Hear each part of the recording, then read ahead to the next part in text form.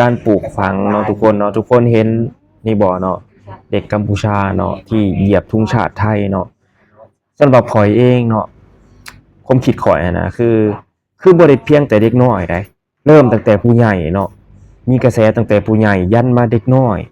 เด็กน้อยเนี่ยคือผ้าขาวทุกคนเข้าใจบ่เป็นหยังเขาถึงเฮ็ดตามผู้ใหญ่เพราะว่าผู้ใหญ่พาเขาเฮ็ดและผู้ใหญ่ก็บ่มีการห้ามซึ่งพอเห็นนักเรียนของกัมพูชาบางคนเหยียบธงชาติไทยข่อยรู้สึกแบบว่ามันเป็นการฝึกสอนเด็กน้อยแบบทางที่ผิดจังซี่นะถึงแบบว่ามันบ่ถูกเนาะคือเด็กน้อยคือผ้าขาวแล้วผู้ใหญ่พาเฮ็ดเขาก็เฮ็ดตามนี่คือการเขาเอิ้นว่าการเฮ็ดให้เด็กน้อยก็คือว่าปลูกฝังเด็กน้อยกลุ่มนี้ให้เกลียดชังไทยเนาะคือมันเริ่มต้นตั้งแต่ผู้ใหญ่ทุกคนเห็นรูปภาพนี่แล้วคิดแนวใดครับคิดแบบใดฮะนะกับรูปภาพนี้สำหรับบ่หนึ่งเองบ่หนึ่งเป็นคนลาวเนาะเอาตรงๆการสอนลูกสอนหลานบ่เคยไปสอนแบบให้เกียรติไทยชังไทยเพราะว่าคิดเสมอว่าไทยก็คือบ้านพี่เมืองน้องเฮา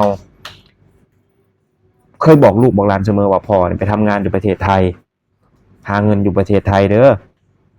ทุกชีวิตมาเลี้ยงเจ้าจนใหญ่นะเนาะแต่รุ่นพ่อข่อยก็เคยเว้าบอกข่อยมาเสมอว่าพ่อก็ไปทำงานไทยรุ่นข่อยก็ทำงานไทยน้องเอื้อยน้องพี่น้องข่อยก็ทำงานอยู่ไทยคือบ่มีการสอนแบบว่าทางที่ผิดนะนั่นมันเป็นการที่ปลูกฝังลูกหลานเนาะ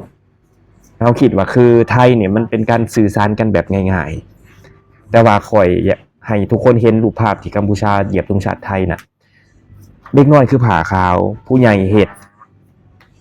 เด็กน้อยเฮ็ดตามแต่ผู้ใหญ่บ่ห้ามมันเป็นการที่แบบว่าปลูกฝังเด็กน้อยไปแบบนั้นปลูกฝังไปทางผิดๆเนาะโอเคทุกคนอย่าลืมกดไลค์กดแชร์เนาะทุกคนคิดเห็นแบบใดกับรูปภาพนี้ก็คอมเมนต์ใต้วิดีโอได้เลยเนาะ